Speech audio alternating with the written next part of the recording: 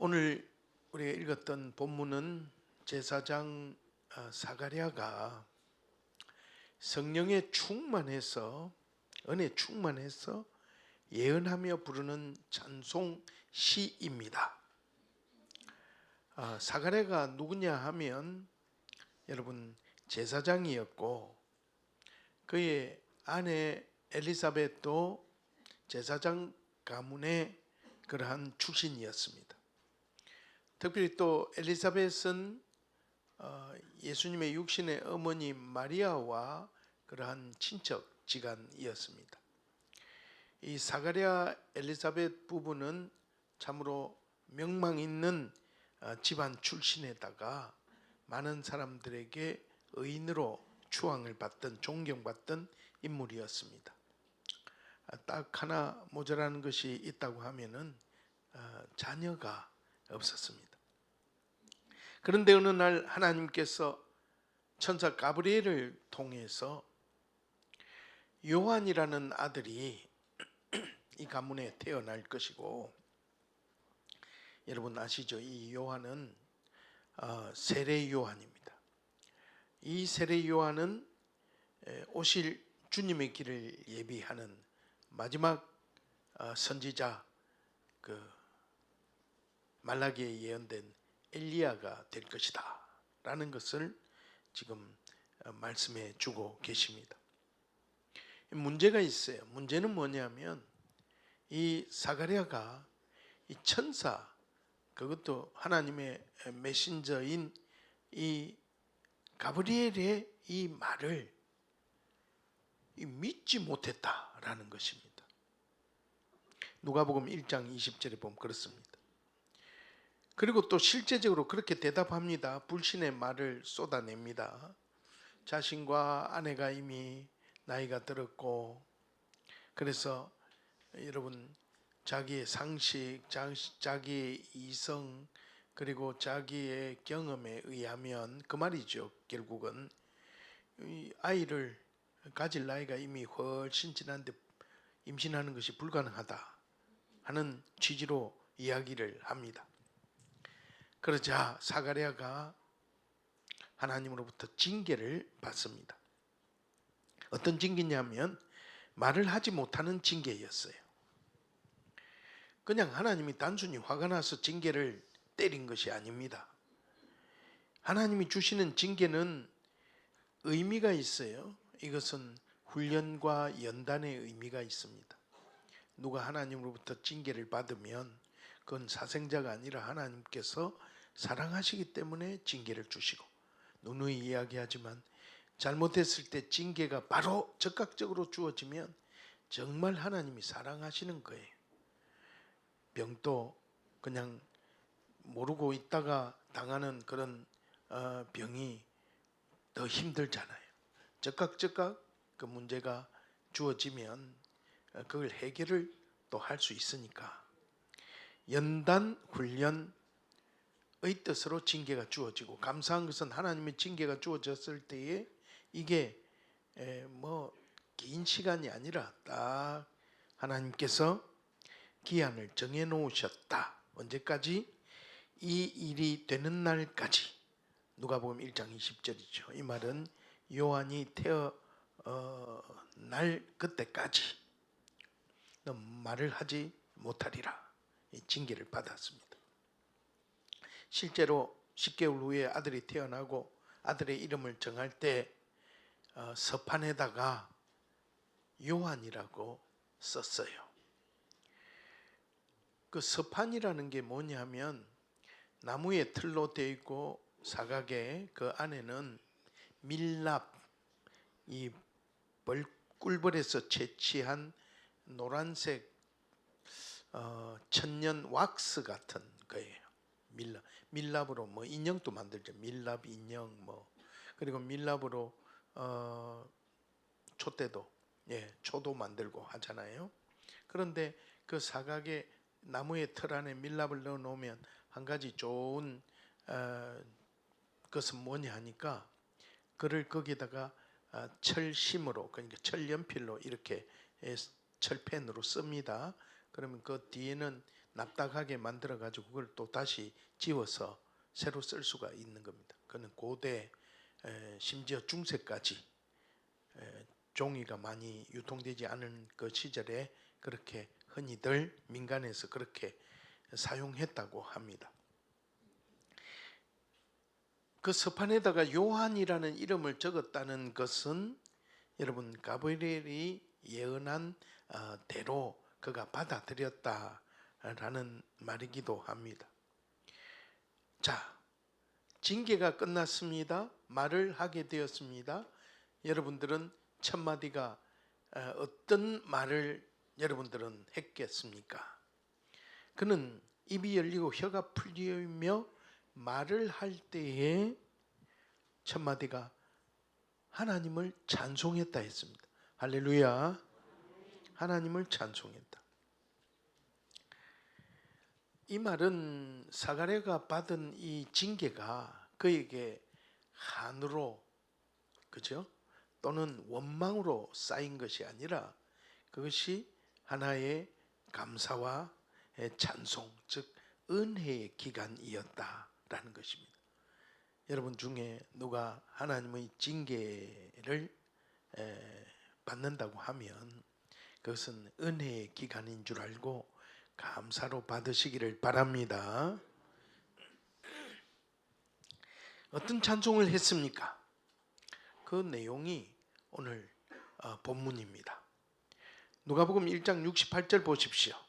찬송하리로다 주 이스라엘의 하나님이여 그 백성을 첫째 돌보사 둘째 속량하시며, 이 동사를 주목하시기 바랍니다. 그 백성을 돌보사 속량하셨다. 그 돌보사라는 말, 돌아보다 그리고 또 도움을 주다라는 뜻인데, 히브리 사람들이 이 돌보다라는 말을 쓸 때는 다중적 의미를 가지고 있어요. 여기에 깊은 전제가 하나 있는데 그것은 직접 찾아오다 또는 직접 방문하다 하는 뜻이 함께 내포되어 있습니다. 그도 그럴 것이 저 멀리서 원거리에서 더웁게 하라, 추운 사람 보고 말이죠. 입으로만 더웁게 하라, 배고픈 사람에게 배부르게 하라, 이렇게 이야기하는 것은 돌보는 것이 아닙니다.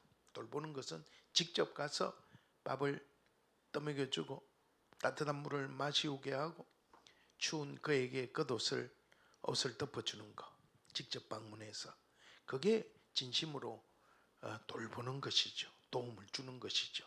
실질적인 도움입니다. 그래서 직접 방문하는 것, 직접 찾아보는 것이 전제되어 있는 말이다. 주 이스라엘의 하나님이여 그 백성을 돌보사 할 때 그 의미다 이 말이에요. 그리고 두 번째는 그 백성을 속량하신다라고 했습니다. 이 속량이라는 말은 아주 특정적인 용어입니다. 돈을 주고 해방시킨다, 값을 주고 풀어준다는 것입니다. 이건 주로 어디에 사용하는 이야기냐면 노예들, 참 노예로 태어나서 평생 그 노예의 굴레를 벗어날 수 없잖아요. 그 옛날의 그 시대에는 말이죠. 그리고 또 그 자녀가 태어나면 노예로 살아간다. 여러분 현대에서는 상상할 수도 없는 그러한 짐입니다. 그런데 노예 상태에 있던 그 백성들을 그대로 두지 아니하시고 그들을 값을 치르시고 해방시켜 주신다. 다른 말로는 구원해 주신다 이 말이죠. 자, 그러면 하나님이 그 백성을 돌보사 속량하시며 라는 말은 하나님이 그 백성을 직접 찾아오셔서 구원해 주신다라는 것입니다. 삼위일체 하나님 중에 예수님이, 즉 제2위이신 하나님, 성자 하나님 예수님이 이 땅에서 살아가는 백성들을 위해, 죄와 사망의 그늘 아래 있는 그들을 위해 직접 코스모스로, 즉 직접 세상으로, 이 코스모스라는 헬라어는 인간 군상들의 집합체라 했잖아요. 이걸 좋게 볼 수가 없는 겁니다. 한마디로 이야기하면 오염투성이인 곳으로, 죄악이 관영한 그 곳으로 예수님께서 직접 이 세상으로 코스모스로 오셔서 그들을 구원해 주신다, 속량해 주신다 라는 사실을 예언하고 있다라는 것입니다.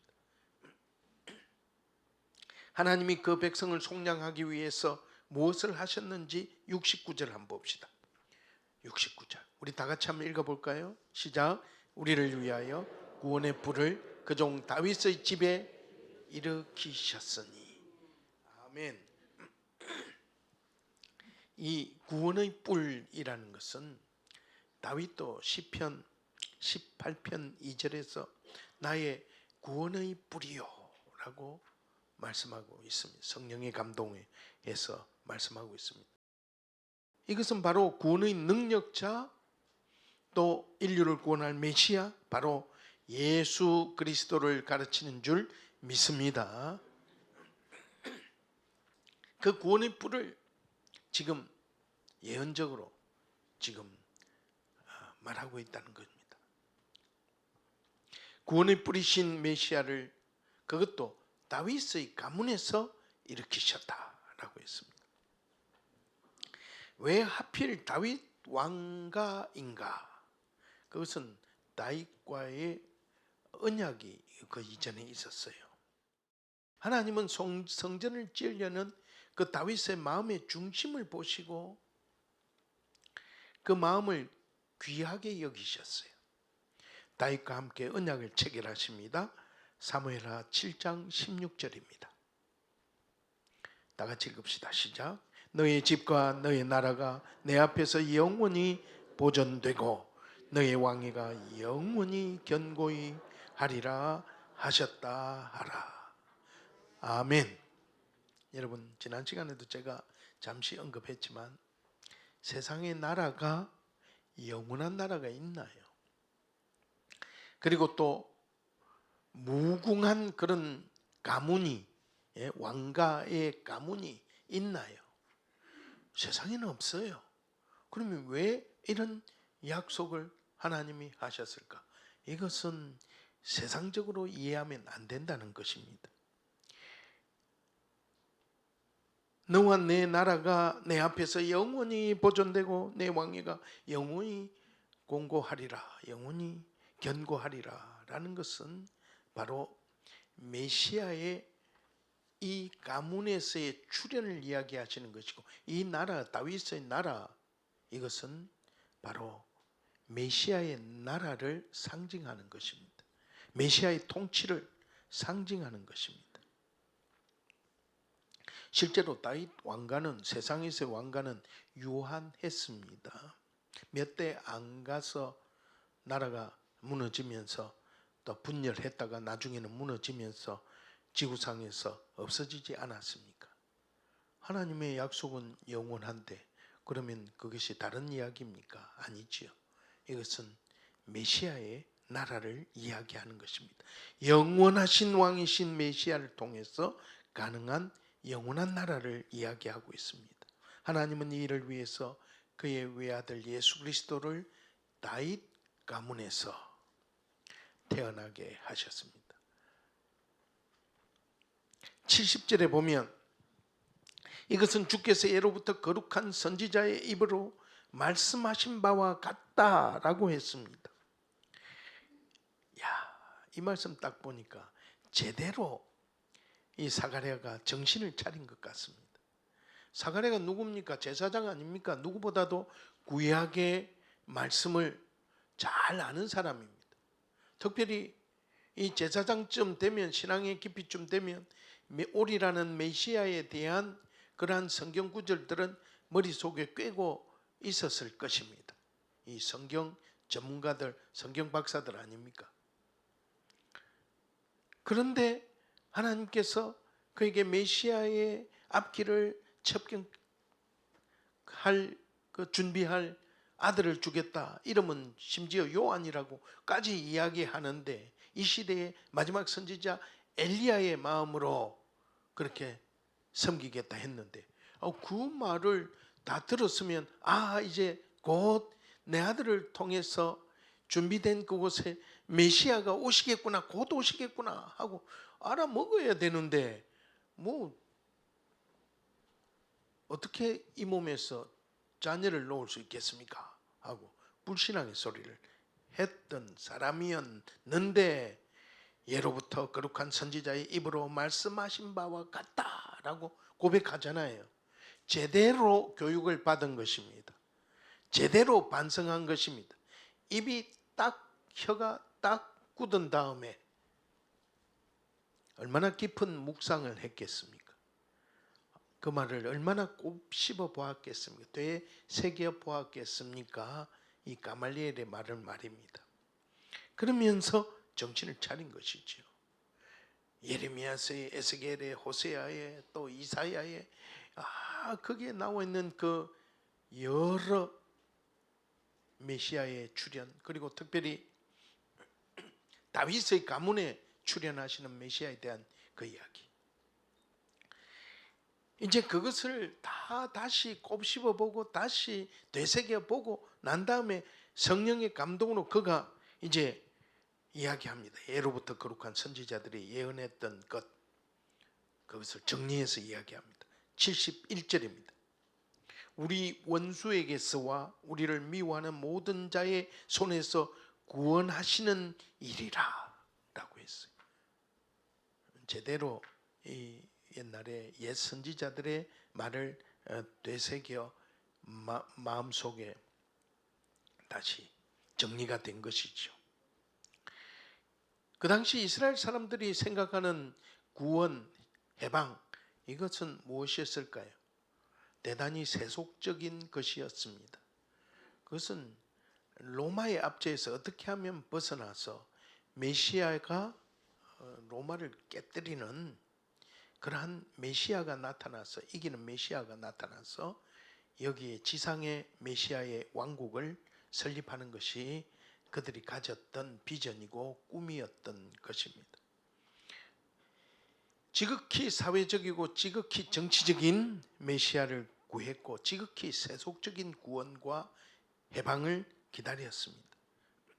한마디로 지상천국을 기다렸다는 것이죠. 그러나 하나님의 생각은 달랐습니다. 하나님은 구원의 뿔로 예수님을 보내시고 그 뿔을 잡는 자마다 구원하시기로 작정하셨다라는 것입니다. 그러면 원수는 여기서 세속적으로 자기들의 생각에 원수는 로마라고 생각했겠지만, 그러나 이 말씀을 통해서 알 수 있는 것은 그 원수는 죄와 사망을 가져온, 그리고 그 아래에서 신음하도록 만드는 이 사탄이죠. 사탄마귀입니다. 사가랴는 성령의 감동하심으로 이스라엘 백성의 구원을 위하여 그리스도가 탄생하심으로 본격적으로 구원의 역사가 이루어질 것을 예언하면서 그것을 이루실 하나님을 찬양하고 있다라는 것입니다. 그렇다면 하나님 무엇을 위해서 그의 백성들을 구원하셨나? 구원의 목적이 뭔가? 누가복음 1장 74절에 보니 우리가 원수의 손에서 건지심을 받고, 사탄 마귀의 이 원수의 손에서 건지심을 받고, 75절 다 같이 읽읍시다. 시작. 종신토록 주의 앞에서 성결과 의로 두려움이 없이 섬기게 하리라 하셨도다. 아멘. 예수 믿고 구원받아 이 세상에서 그렇게 하신 그 이유가, 목적이 무엇입니까? 첫째는 영적으로는 원수의 손에서 죄와 사망의 그늘 아래서 이렇게 구원함을 받는 것이고, 그럼 그것을 구원함을 받으면 어디로? 지향성이 있어야 되잖아요. 어디로? 주의 앞에서, 주의 앞으로, 하나님 앞으로 종신토록. 자, 어떻게 살게 하기 위해서라고 합니다. 두 가지가 나타나고 있죠. 성결과 의로. 성결과 의로. 성결이란 거룩이라는 말이죠. 의로 두려움 없게 섬기게 하셨다. 여러분, 왜 두려움이 생겨요? 죄와 사망의 그늘 아래 있으면 그 결국은 어때요? 그 결국은 정해져 있어요. 영원 형벌, 영원 지옥이에요. 두려워할 수밖에 없겠죠. 사람들이 불안하니까 이 세상에서 다른 것에 빠지는 거예요. 그거 좀 잊어보려고 본능적으로 말이죠. 잊어지나요? 약을 먹고 술을 먹고 환락에 빠지고 해도 잊어지나요? 그 길에서 벗어날 수 있나요? 없잖아요. 종신토록 우리의 생애 전반에 성결과 의로 누구를 섬기게? 하나님 앞에 갔으니 하나님을 섬기는 거잖아요. 섬기게 하시기 위해서. 옛날에 제사장들의 그 옷에 대제사장 옷 딱 멋있잖아요. 응? 그 온갖 보석을 다 붙이고 막. 그런데 머리를 주목해 볼 필요가 있어요. 머리에는 모자를 썼어요. 모자를. 어째 보면 요리사 모자 비슷하게 그렇게 생겼는데, 근데 여기 앞에 딱 이렇게 보면 이마 쪽에 모자를 딱 썼는데 거기에 뭐라고 써있는 줄 아십니까, 여러분? 여호와께 성결. 한번 따라합시다. 여호와께 성결. 시작. 여호와께 성결. 아멘. 출애굽기 28장 36절 37절에 보면 그 내용이 나와 있습니다. 코데시 라 야훼라는 말이 히브리어로 딱 적혀져 있어요. 남이 봐도 성결하게 살려고 하는구나 하고 알 수도 있겠고, 본인 스스로도 코데시 라 야훼 하나님께 성결이라고 쓰고 다니면 마음가짐이 다를 거예요. 마음가짐이. 예수 믿고 구원의 뿔을 잡아 예수 믿고 구원받은 우리는 성결한 삶을 살게 하기 위해서, 그리고 의로 살게 하기 위해서, 이 두 가지 갖추면 정말 멋진 그리스도인이 될 줄로 믿습니다. 하나님 앞에서 거룩하기 위해서 부단히 자기의 죄를 고백하고 자기 자신을 낮추고 자기 자신을 비우고 주님 닮아가는 모습으로 산다면, 그리고 조금의 불의도 내 삶에 허용하지 않겠다, 타협하지 않겠다 생각한다면 이보다 더 멋진 신앙의 삶이 어디 있겠습니까? 그래서 하나님 앞에 나아갈 때 두려움으로 나아가는 것이 아니라 담대함으로 나아갈 수가 있는 것이고, 이 섬긴다라는 표현, 내가 이 자리에서 누누이 이야기하잖아요. 섬긴다라는 표현의 다른 표현은 무슨 말입니까?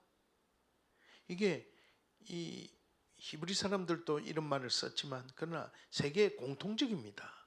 무슨 말이냐면 섬기다라는 말, 영어에 섬기다 뭐예요?